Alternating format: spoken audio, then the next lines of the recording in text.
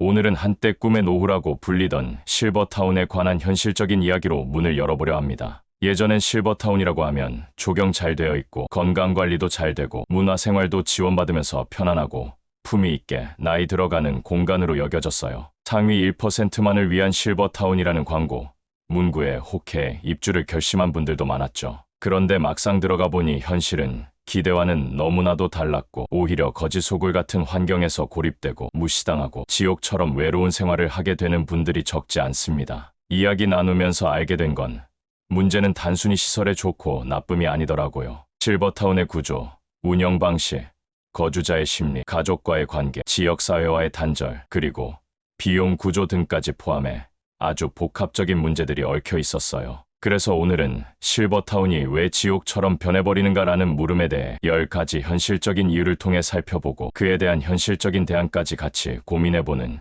시간을 가져보려 합니다. 혹시 지금 실버타운 입주를 고민 중이시거나 가족 중 누군가가 입주해 계시다면 꼭 들어보셨으면 좋겠어요. 그럼 시작해볼게요. 첫째, 실버타운의 현실이 기대와 너무 다르다는 점에서 오는 심리적인 충격이 상당해요. 입주 전엔 광고나 설명회에서 보여준 화려한 사진, 정돈된 정원, 호텔식 식사 서비스, 24시간 의료 지원 등을 기대하잖아요. 그런데 막상 들어가 보면 현실은 그 반대인 경우가 많아요. 예를 들어 식사는 하루 3번 나오긴 하지만 영양이나 맛, 위생 수준이 기대 이하이고 병원은 있지만 의사 선생님은 특정 시간에만 계셔서 아플 땐 기다리기 일쑤고 문화 프로그램은 몇 달째 업데이트도 안 되는 상황을 겪게 돼요. 게다가 처음엔 직원들도 친절했지만 시간이 지날수록 거주자들의 말을 귀찮아하는 태도를 보이거나 불편사항을 말해도 묵묵부답으로 넘어가는 경우도 많죠. 이런 현실과 기대의 차이는 입주한 어르신들에게 큰 상실감을 주고 내가 여기 왜 왔지 하는 후회가 커지게 됩니다. 그래서 실버타운을 선택하기 전에는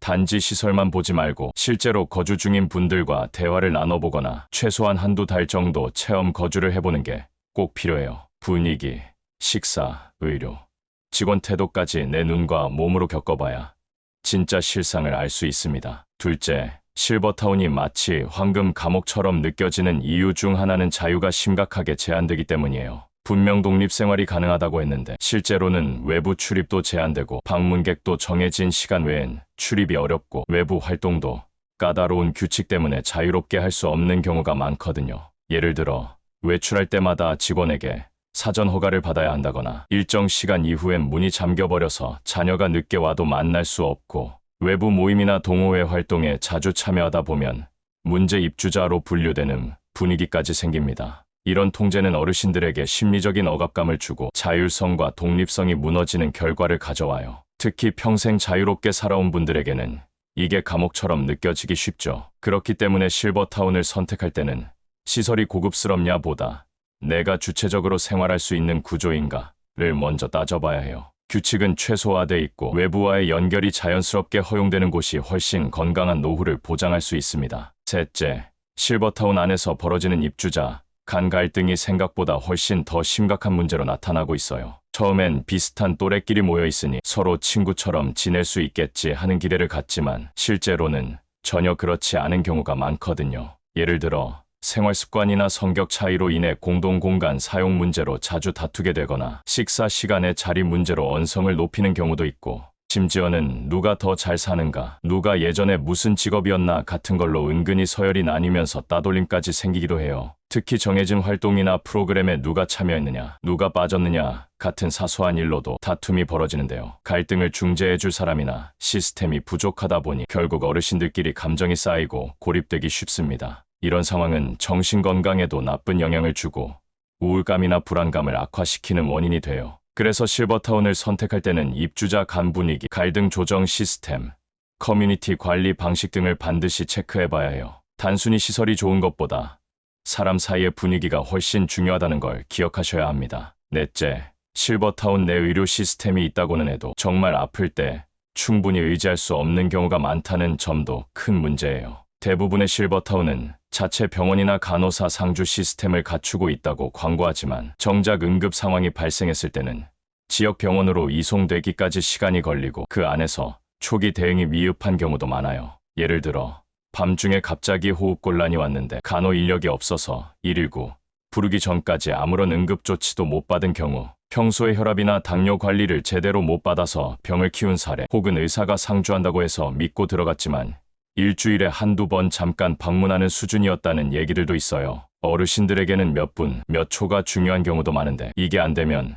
생명과 직결되는 문제로 번질 수 있습니다. 그래서 실버타운을 고를 땐 의료시설이 있다는 말보다 어떤 인력이 어떤 방식으로 얼마나 자주 상주하고 대기하는지 구체적으로 확인해보는 게 정말 중요해요. 또 가까운 종합병원과 얼마나 연계되어 있는지도 체크해봐야 응급 상황에 대비할 수 있어요. 다섯째, 실버타운의 가장 큰 문제 중 하나는 바로 외로움이에요. 겉보기에는 많은 사람들이 함께 사는 공동체처럼 보이지만 실제로는 정서적으로 단절된 채 혼자 지내는 경우가 아주 많습니다. 예를 들어 하루 종일 말 한마디 안 하고 방 안에만 있는 어르신, 공용 식당에서도 조용히 식사만 하고 바로 방으로 돌아가는 분들, 또 누가 아파도 그 사실조차 모르고 지나치는 분위기 속에서 외로움은 더 커져만 가죠. 사람은 함께 있어도 연결돼 있지 않으면 더 외롭다는 말이 있는데 실버타운이 딱 그런 환경이 될 수 있어요. 그래서 실버타운에서는 단순히 거주자 수가 아니라 서로 얼마나 연결되어 있는가가 중요합니다. 이를 위해선 자발적으로 대화를 이끌어주는 활동가나 분위기 메이커 같은 역할을 하는 인물이 필요하고, 시설 차원에서도 소모임, 그룹 활동, 생일 챙기기 같은 사소한 이벤트들을 정기적으로 운영해서 사람 간의 연결을 도와야 해요. 여섯째, 실버타운의 가장 현실적인 문제는 바로 돈이에요. 처음에는 입주비만 내면 된다고 생각하지만 시간이 지날수록 관리비, 활동비, 식사비, 의료비 등 추가 비용이 계속 생겨나서 부담이 점점 커집니다. 예를 들어 월세는 150만 원인데 관리비와 식사비, 병원비를 합치면 매달 250만 원이 넘게 나가는 경우도 있어요. 이 정도 비용이면 연금만으로는 감당이 안 되고 결국 자식들에게 손을 벌리거나 예금 통장을 깎아먹는 상황이 반복되죠. 심지어 계약서에 명시된 조건과 실제 운영이 다른 경우도 있어서 법적 분쟁으로 가는 사례도 종종 생깁니다. 그래서 입주 전에 비용 구조를 꼼꼼히 살펴보고 추가 비용이 어떻게 책정되는지, 중간에 나가게 될 경우 환불 조건은 어떤지까지 반드시 체크해 보셔야 해요. 가능하면 법률 전문가의 검토도 받아보는 게 좋습니다. 일곱째, 실버타운에 들어가면 가족과의 관계가 오히려 멀어지는 경우가 있어요. 처음엔 부담을 덜어드리려고 부모님을 모시게 되지만 어느 순간부터는 실버타운에 계신다는 이유로 점점 안 찾아가게 되고 전화나 연락도 줄어들게 되죠. 예를 들어 명절이나 생신 때만 형식적으로 찾아가고 평소엔 거긴 잘 돼 있으니까 라는 말로 스스로를 합리화하며 거리감을 두는 경우가 많아요. 그러다 보면 어르신 입장에서는 버려졌다는 감정을 느끼게 되고 외로움이나 분노, 우울감이 깊어지는 거죠. 그래서 실버타운에 부모님을 모셨다고 해서 끝이 아니라 오히려 더 자주 연락하고 함께 시간을 보내는 노력이 필요해요. 최소한 주 1회 이상은 직접 찾아가거나 영상통화라도 자주 하면서 정서적 연결을 이어가는 게 중요합니다. 여덟째, 실버타운이 지역사회와 단절되어 있다는 것도 큰 문제예요. 보통 실버타운은 울타리 안에 있는 독립적인 공간으로 설계되다 보니 지역 주민들과의 교류가 거의 없고 마치 섬처럼 외떨어져 있게 돼요. 예를 들어 동네 시장이나 병원, 도서관에 가기도 불편하고 마을 행사나 지역 커뮤니티와는 전혀 연결되지 않은 채 그냥 그들만의 공간이 되어버리는 거죠.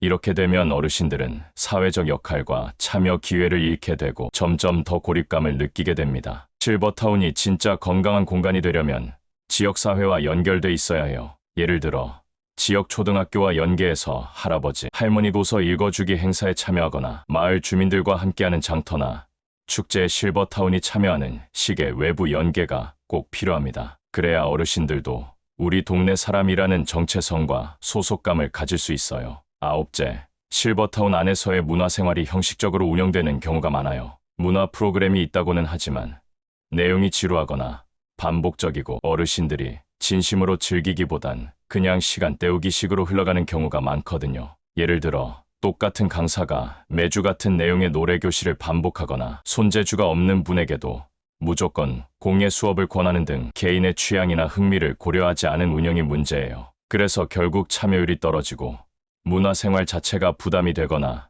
무의미하게 느껴지는 거죠. 진정한 문화 프로그램이 되려면 입주자들의 취향을 반영해서 선택지를 다양하게 제시하고 자발적인 참여를 유도해야 해요. 그리고 어르신이 강사로 참여할 수 있도록 기회를 주는 것도 좋은 방법입니다. 받는 입장에서 주는 입장이 될 때 삶의 활력이 살아나거든요. 열째, 결국 실버타운이 지옥처럼 느껴지는 가장 큰 이유는 삶의 주도권을 잃는다는 데 있어요. 젊을 때는 뭐든 내가 선택하고 결정했는데 나이 들어 실버타운에 오면 어떻게 살아야 할지가 이미 정해져 있는 구조 속에 갇히게 되죠. 예를 들어 언제 밥을 먹고 어떤 시간에 활동을 해야 하고 어디까지 외출할 수 있는지까지 정해져 있으니 그 안에서 내 삶을 설계할 여지가 점점 줄어드는 거예요. 그러다 보면 내 인생인데 내가 결정할 수 있는 게 없다는 깊은 무기력감과 자존감 저하가 찾아옵니다. 그래서 실버타운은 거주자의 의견을 적극 반영해서 유연하게 운영되어야 하고 입주자가 주체가 되는 공간으로 바뀌어야 해요. 내 삶을 내가 설계할 수 있다는 감각이야말로